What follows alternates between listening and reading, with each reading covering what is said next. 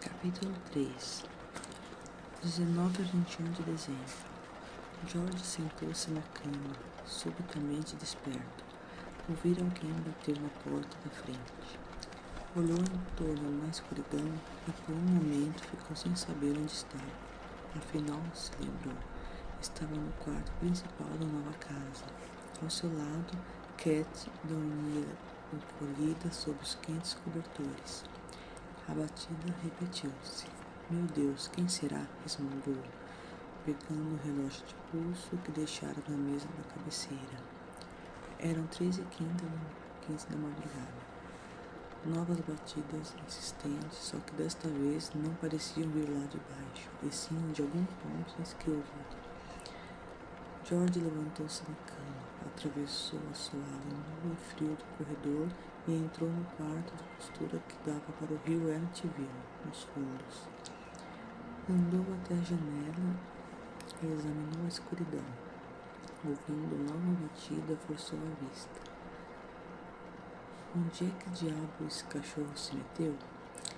Em algum ponto acima de sua cabeça soou uma pancada forte e George abaixou-se instintivamente e olhou para o teto. Ouviu um rangido abafado e lembrou-se de que o quarto dos meninos ficava em cima. Um deles devia ter empurrado, dormindo algum brinquedo para o chão. Descalço e apenas com as calças do pijama, George, agora tremendo de frio, tornou a olhar para fora. Epa! Alguma coisa estava se movendo junto ao abrigo de barcos. Ergueu rapidamente a vidraça e o ar gelado atingiu em cheio. Ei, quem é que está embaixo? Nisso, Harry latiu e se mexeu. A vista de George acostumou-se à escuridão e ele viu o cão erguer-se no pulo. O vulto moveu-se junto a Harry. Pega, Harry, pega! Nova pancada veio da direção do abrigo de barcos e Harry virou-se para lá, começando a correr de um lado para o outro, dentro do seu cercado, latindo furiosamente, contido pela corrente. George fechou a vidraça e correu para o seu quarto. Cat acordara. O que aconteceu? Perguntou, acendendo a lâmpada de sua mesa de cabeceira, enquanto George enfiava as calças. O que foi, George? O marido virou o rosto barbudo para ela. Está tudo bem, querida. Eu só queria dar uma olhada lá nos fundos. Harry farejou alguma coisa lá perto do abrigo dos barcos.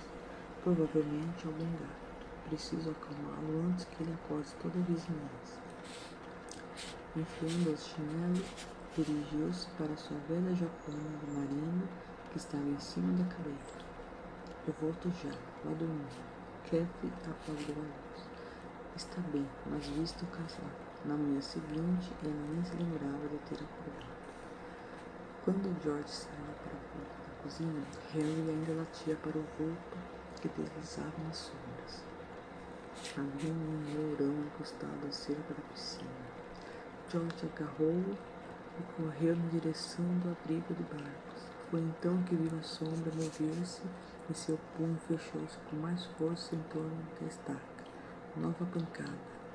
Merda, gaguejou George, vendo que era a ponta do abrigo que balançava com o vento, batendo contra a parede.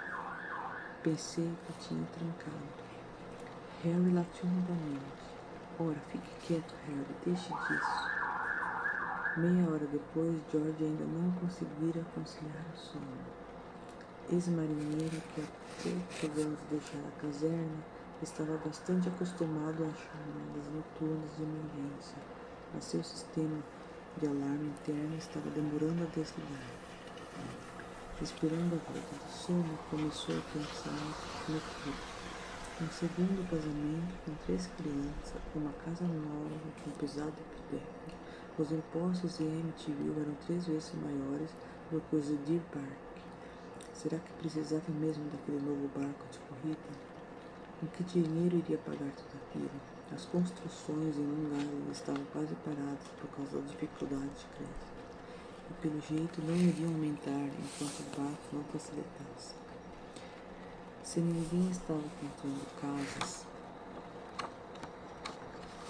ou comprando terrenos, Quem de ambos é que precisaria de um topógrafo? Cat virou-se dormindo e passou o braço pelo pescoço de George, mergulhando nele em seu rosto. George cheirou seus cabelos. Ela tinha um cheiro limpo e agradável, pensou. Gostava daquilo e mantinha as crianças sempre impecáveis. Lembrou-se de que as crianças agora eram seus filhos também, e apesar de todos os problemas, valiam a pena. Olhou para o perto. Dan era um bom menino. Interessava-se por tudo e desempenhava-se bem de quase todas as suas tarefas. Estava ficando mais íntimo agora.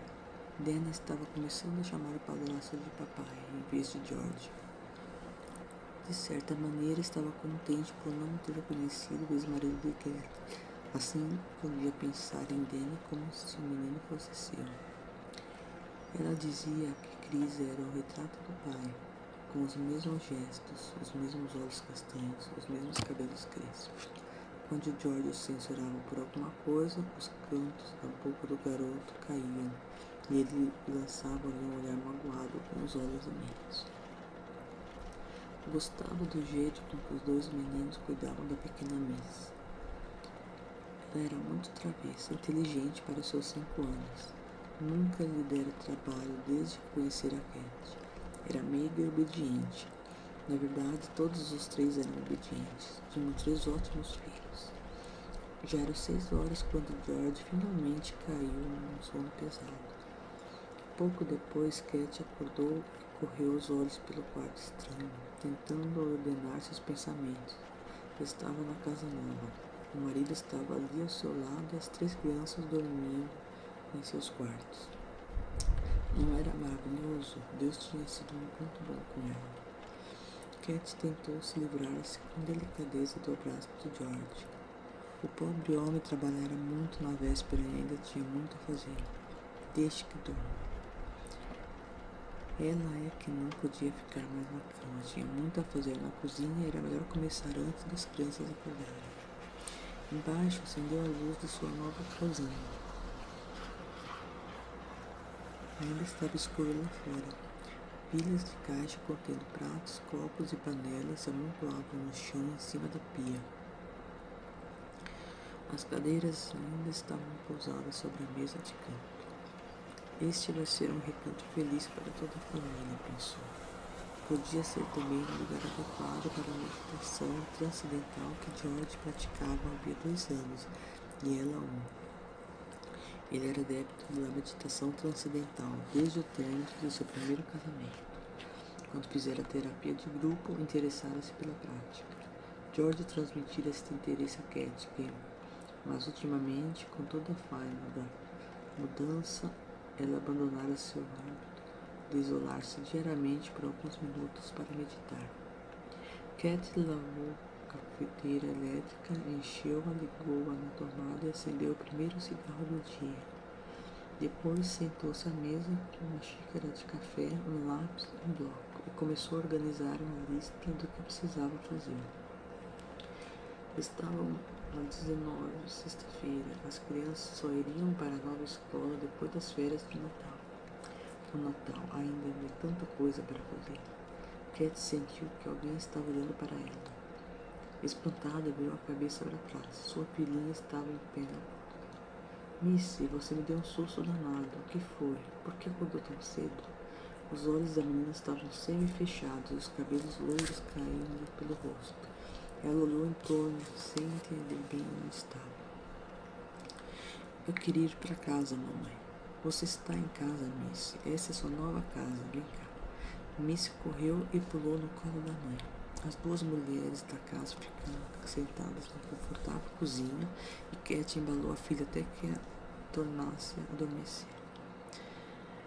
George desceu depois das 9. A essa altura, os garotos já tinham terminado de jejum e estavam lá fora, brincando com Harry e investigando o terreno. Missy dormia outra vez em seu quarto. Cat ergueu os olhos para o seu atlético marido parado na porta. Não fizera a barba e ainda não penteara os cabelos de um louro escuro, o que significava que não tomara banho. O que aconteceu? Você não vai trabalhar? George sentou-se pesadamente à mesa. Não, tenho de descarregar o caminhão e levá-lo de parque. Vamos ter de pagar mais $50 por não tê-lo devolvido ontem. George olhou em torno, bocejou e arrepiou-se. Está frio aqui. O aquecimento não está ligado? Os meninos passaram correndo pela porta da cozinha, gritando qualquer coisa para o cachorro. George ergueu os olhos. O que há com esses dois? Você não consegue mantê-los quietos, Cat? Ela virou-se para o marido. Ei, não grite comigo. Você é o pai deles. Lembre-se. Fale você mesmo com eles. George bateu na mesa com a mão aberta. A pancada surda fez Cat pular. Está bem, gritou. E dirigiu-se para a porta da cozinha. Dan, Chris e o cão passaram correndo numa grande algazarra. Ei, vocês aí, parem com isso. Sem esperar a reação dos meninos, bateu a porta e afastou-se furioso. Cat ficou pasma. Aquela fora a primeira vez que ele perdera a paciência com as crianças. E por tão pouco. Não estava de mau humor na véspera. George descarregou sozinho o caminhão e depois levou-o ao Deer Park com a motocicleta na traseira para poder voltar a Amityville. Durante todo aquele dia não tomou banho, nem fez a barba, e ficou reclamando do frio e do barulho que as crianças faziam no quarto de brinquedo do terceiro andar. Ranzinzou o dia inteiro, e quando foi se deitar, por volta das 11 da noite, já estava com ganas de estrangular. Estava exausta de arrumação e do esforço gasto em tentar conservar as crianças longe do marido. De manhã cedo pretendia limpar o banheiro, mas por aquele dia era só. Ela ia se deitar. George ficou na sala de estar, alimentando incessantemente o fogo da lareira. Apesar de o termostato acusar 24 graus centígrados, estava com frio. Já devia ter descido o porão umas 12 de vezes para verificar o aquecimento do óleo. À meia-noite, George finalmente subiu as escadas com passos pesados e, caindo na cama, adormeceu imediatamente. Mas às 13h15 da madrugada despertou de sono. Alguma coisa o preocupava. O abrigo de Barcos teria trancado a porta? Não se lembrava. Tinha de ir até lá verificar. Encontrou a porta fechada e trancada a chave. Nos 2 dias seguintes, a família Lutz começou a sofrer uma mudança coletiva de personalidade. Como George comentaria mais tarde, não foi algo que desse logo na vista, mas começou por uma coisinha aqui e outra ali. Não fez a barba, nem tomou banho, hábitos a que obedecia religiosamente. Costumava dedicar o máximo de tempo possível a seus negócios. 2 anos antes, tivera até o segundo escritório em Shirley para atender aos construtores da Costa Sul, mas limitou-se a apenas telefonar a CSEB e dar ordens bruscas a seus empregados, exigindo que terminassem logo alguns serviços de topografia, já que estavam precisando de dinheiro. Quanto à arrumação do porão para a mudança do escritório, nem cogitou no assunto.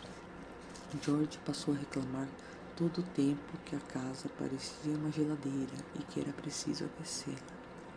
Concentrou quase todos os seus esforços em alimentar o fogo da lareira com achas de lenha, com exceção dos momentos em que ia até o abrigo de Barcos, onde ficava parado com os olhos fixos até voltar de novo para a sala. Mesmo agora não sabe dizer o que procurava lá.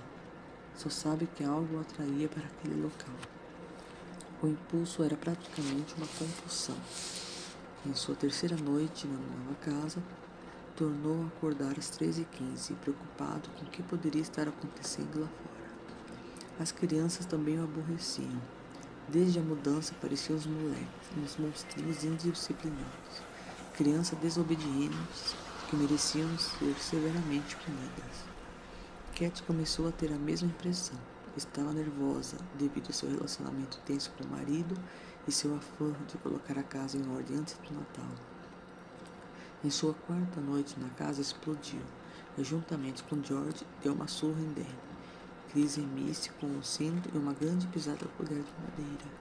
Os 3 tinham acidentalmente quebrado um pequeno vidro em forma de meia-lua de uma janela do quarto de brinquedo.